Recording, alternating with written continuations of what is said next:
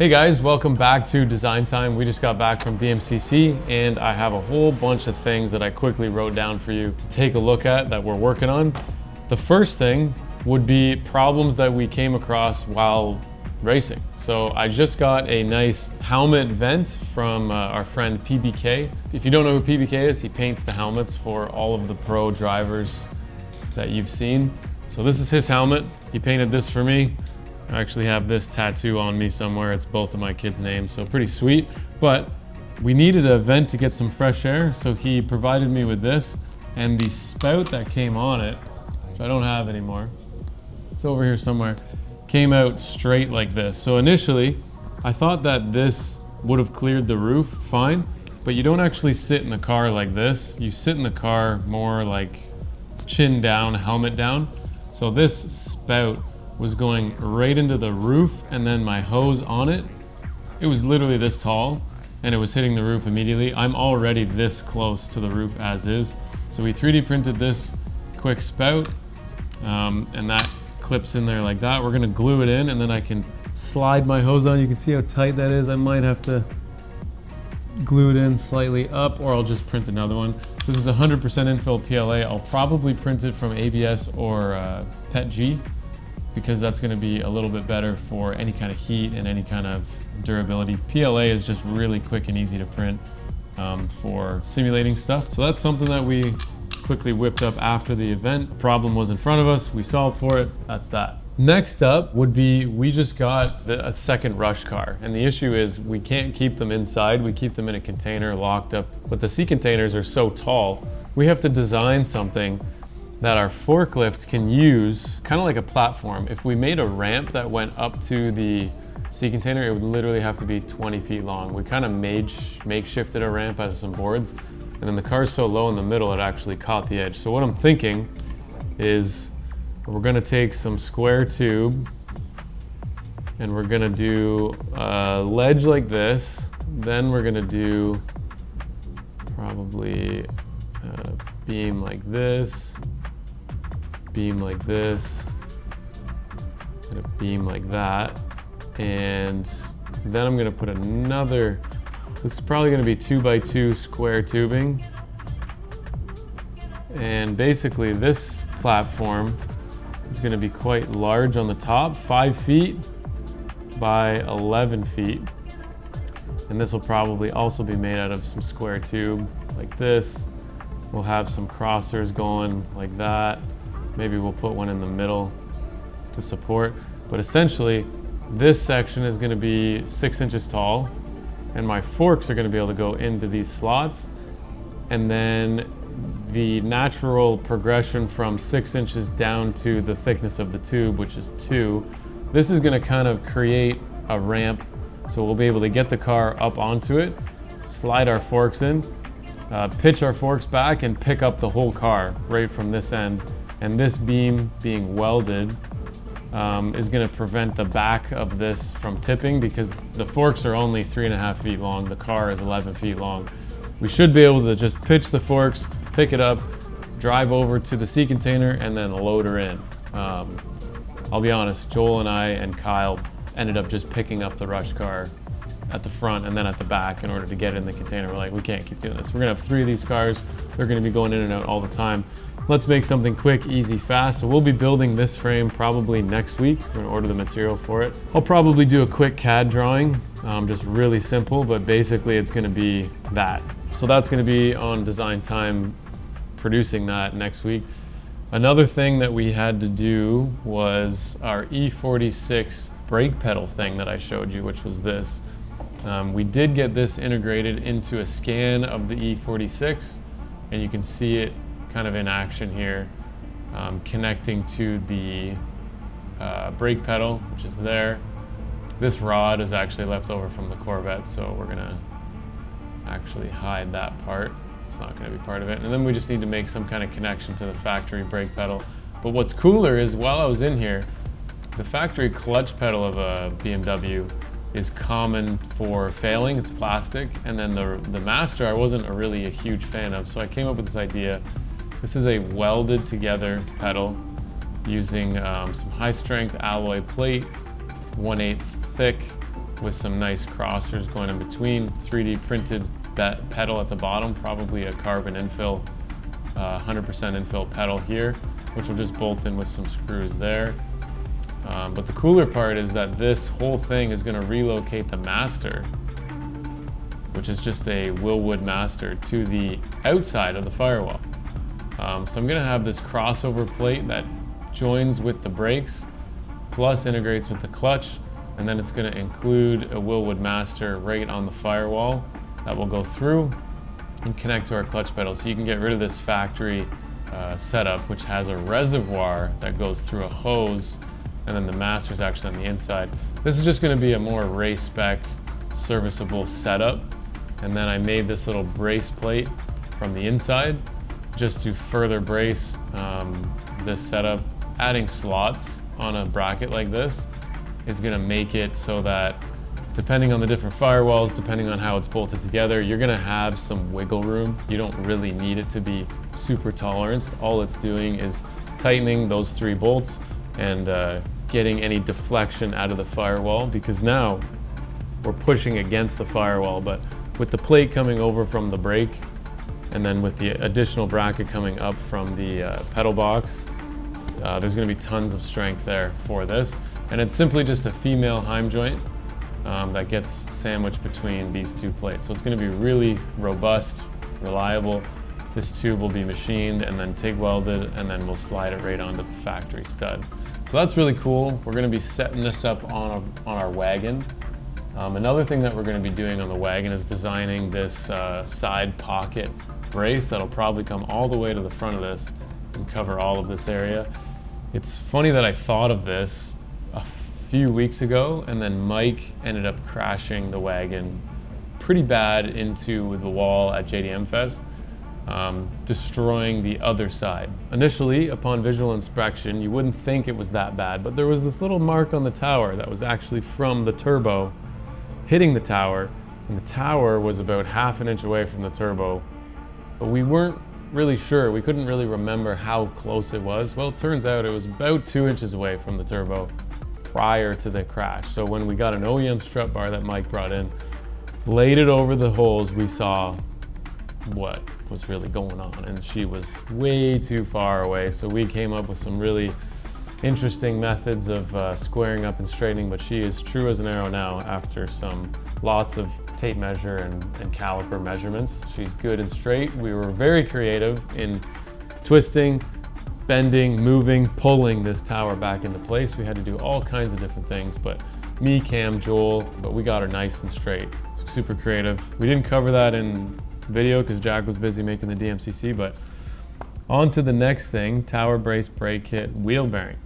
I'm gonna give you guys a quick little lesson today on how to draw something like this without having like a scanner or without having a ton of measuring tools. There's actually an easy way that you can draw this pretty accurately within, I'd say probably 10 to 15 thou, given your eye can see well enough. That's probably what you could draw this within, only using circles and a sketch. I'll tell you how to do that in a second. But the last thing I'm gonna mention is that we got our Kansei wheels in. These are for the pit cart, and this bearing is what we found for $25 on Rock Auto. That's gonna go in there, and this is going to be the setup on the pit cart that we're gonna be running. Now the wheel is a 15-inch. It's honestly a little big for a pit cart, but the last 2 places I was just at, the pits were loose gravel. And I don't even think, a lot of pit carts come with go-kart tires, I don't even think that they would have really made it through, because even my car was kind of plowing and digging into this gravel. My truck pulling the trailer, it was digging into it. So honestly, a small tire might have gotten, pretty stuck. So we're gonna be really running through stuff smoothly with like a car's wheel bearing, not a go-kart, a car size wheel, not a go-kart size, and then we're gonna have a tire on it that's about 21 inches in diameter. All in all, we're gonna lose a little cart space, but we're gonna gain it in aesthetics, showing off the Kansei wheels. And yeah, so I did make some progress on the pit cart. I only really get to look at it in the evenings. So this is just a box to simulate my toolbox, and we're probably gonna have, you know, nitrous bottles and all kinds of things. The generator is probably gonna fit in here, all kinds of things, but we've really got the front end kind of dialed in with our, I could say angle kit, but basically the spacing of these tubes is designed just to clear the wheel. Now there's no suspension, so I don't have to worry about any kind of bump or droop or anything. We've got enough clearance to where there's going to be some checker plate sheet here, so our tire is just going to miss that by about 1/2 inch there.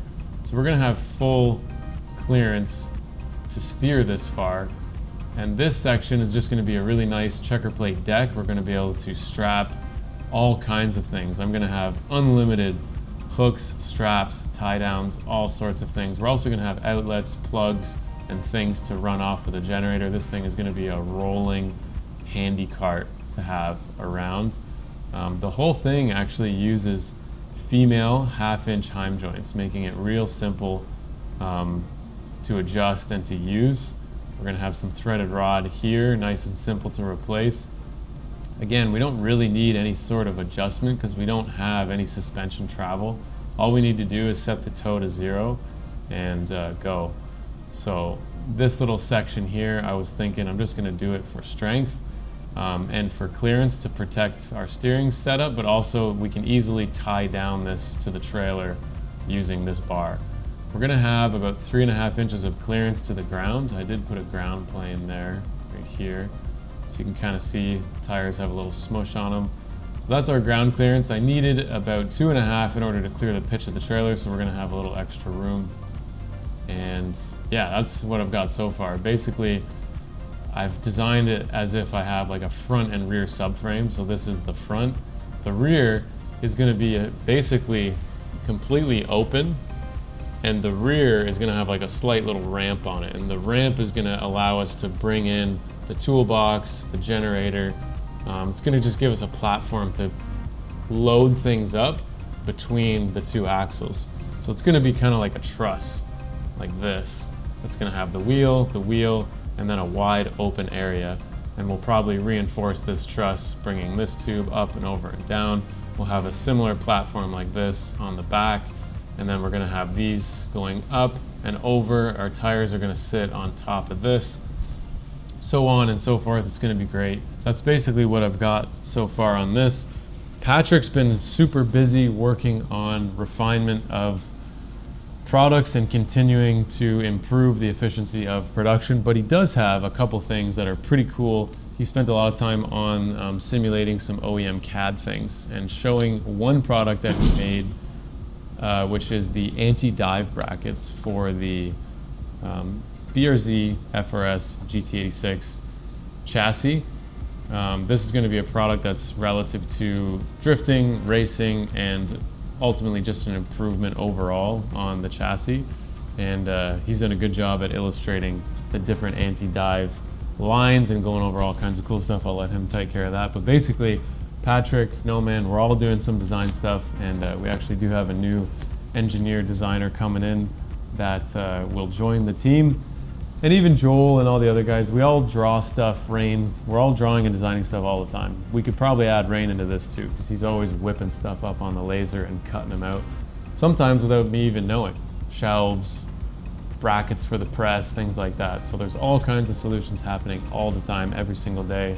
Even our little logos, I think B-Man did this. Basically, he's water jetted these for everybody. I got one, Patrick's got one. So there is no limit to the amount of stuff that we have to talk about during design time. Oh, hey everybody. Is it my time now, Jack? Hi everyone, it's been a while.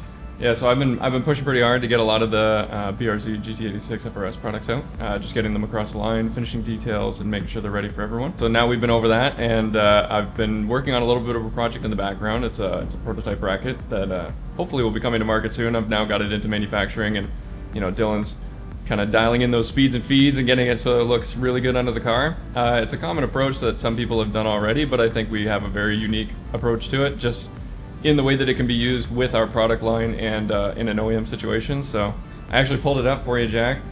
So it's just a simple anti-dive bracket. You've got your front suspension, and what it does is it changes the angle of this front arm. And I'll show you the kinematic lines for it, but the nice thing about it is that it actually works with an OEM stud. So I actually have the stud here. So what you can do is remove your OEM stud, and then you can apply the spacer to it so that you maintain all the conical features and spacings for an OEM isolating bushing. And so therefore you don't actually have to change the arm geometry in any way. So all it does is space the arm down. It also maintains the same surface area, which is really nice for maintaining good strength and clamping force. And then the nice thing is when you want to work with our mild kit, you remove the stud, and then you can still use this with our mild kit. So you can actually use this with our arms as well. And I can actually show you the difference of what we get with that. So with our different educational tools and things that we've gone over in the past, and we're going to continue to work on more of these, we've always talked about creating those instantaneous lines so that you can understand the geometry. And I thought this was a really cool opportunity to show that off because I've actually been doing that in CAD to do the kinematics of it. So what I did, I simulated the movement of this arm without actually having to move it, so you can change the instantaneous pickup. And then I put that in, so this would be OEM. We've got the new bracket essentially that we have. And then this is the new bracket with mild, and then I just did some swings through, you know, if I did 10 mil or 20 mil, just to get a gauge of what kind of range you can do. It is amazing how much you can change with a spacer this big. So basically what it does is you can create the instantaneous lines that we've shown. So they kind of connect out, so this goes through the arm and then it goes through where the contact patch would be. And then what it is it's basically the relationship between your center of gravity and the distance of those connecting lines and where they intersect. So the interesting part is you can take this measurement. I know it's a lot of math and it's kind of boring at times, but the real interesting part is that there is a ratio, and that's what most people refer to, or percentage of anti-dive. And it's basically the height of this point in relationship to the center of gravity. So I assumed that the center of gravity would be around 17 inches. Obviously there's some factors to that based on the way you build your car, the weight distribution, your ride height, things like that, but that would be a generic position for most vehicles. And then I plotted out the difference. So an OEM application with the arm being pretty much flat is around 2.5% of anti-dive. And what that means is when you put the brakes on and the car has weight transfer to the front, it's actually putting all of that load into the upright and into the shock instead of into the arm geometry itself. And by moving the arm upwards and pointing it towards the center of gravity through this instantaneous center, you're actually moving more of the forces into that arm. So you're actually putting stress into the arm instead of into the shock.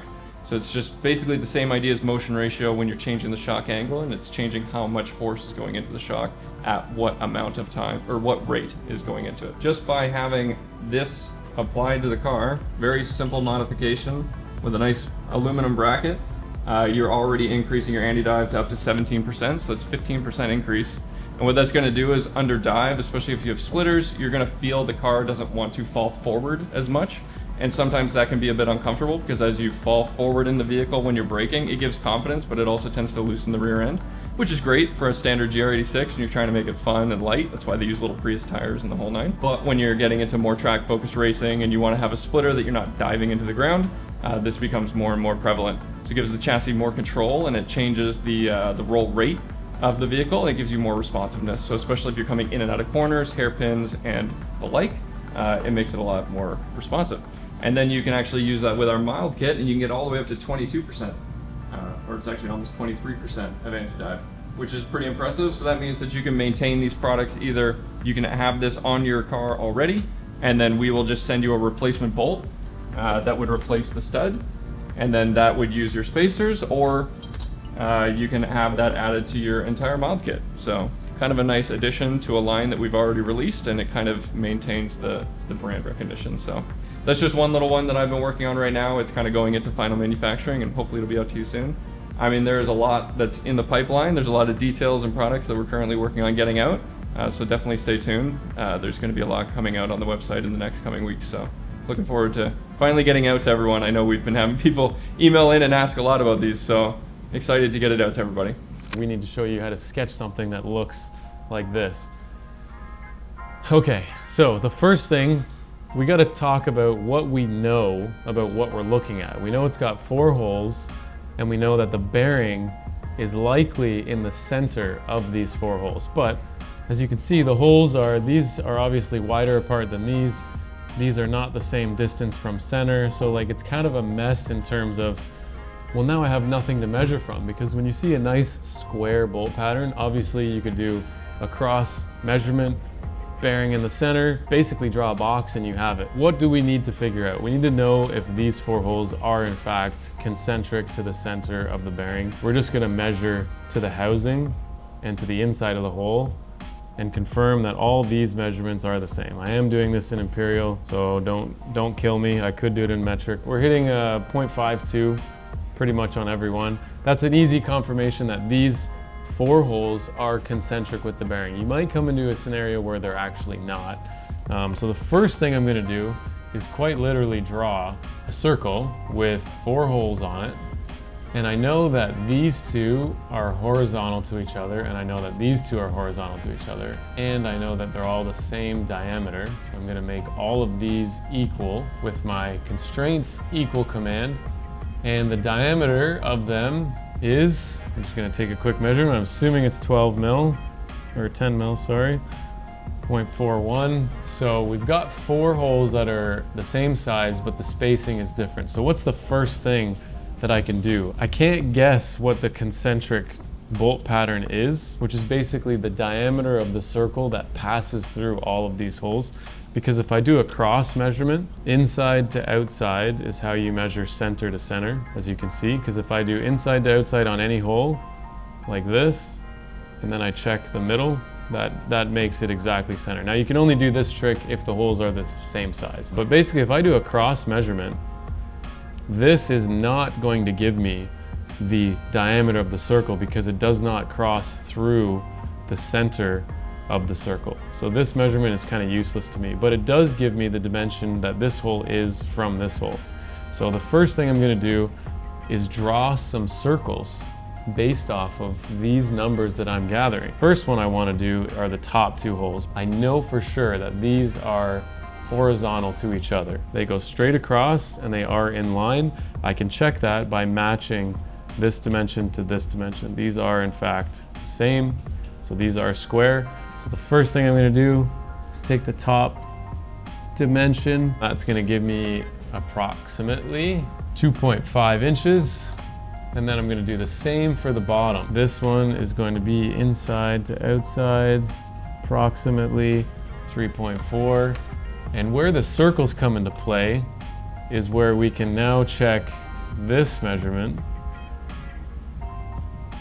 And this is 2.356, let's say.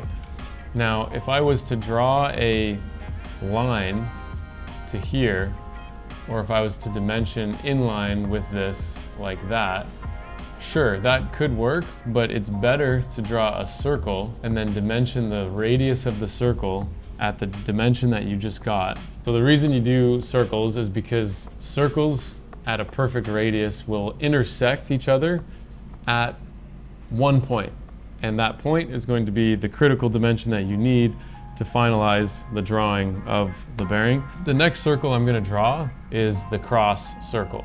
So I'm going to draw this circle at basically the amount that I measured. So I do an inside to outside measurement of 3.7475, so 3.748 because we're not going to be going to tenths. Basically, I'm just going to click the intersection point and I'm going to dimension this. It's driven because I have 3 other dimensions controlling it, but we'll toggle the radius, and the radius, or the point at which this circle intersected this circle, is 3.748, which is exactly what I measured here. 3.748. So I basically drew a circle around this hole and it intersected this one, and then I drew another circle where it intersected this one. I now have my pattern. I now have a circle here that passes through all of the holes. So I now can confirm what the diameter or radius of that circle is, 3.819. Essentially, I'm going to 3D print a little sheet of this and see if it goes on. You could also print this as a drawing and actually just print it off of your printer. You can use AutoCAD, you can use Fusion, you can use in whatever, Inventor, SolidWorks, to create a 2D file and print it just to check fitment.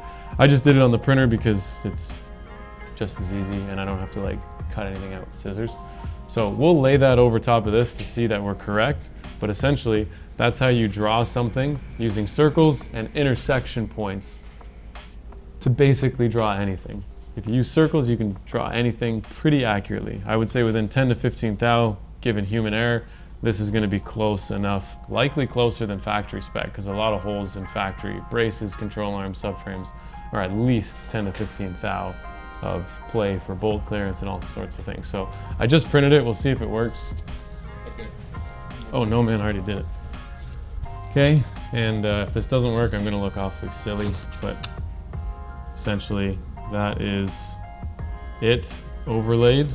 It's pretty good. Yeah, we're gonna have some nice alignment on this, and then I'm taking this drawing that I just did and we are putting it on the pick cart, which is, as you can see in here, that is the, let's hide the wheel, and that's the bearing that we whipped up, and then it's going to bolt to our knuckle. So we're going to be able to pass some M10 bolts through there and fasten this thing to our pick cart using a bunch of circles and a sketch. So thank you guys for watching.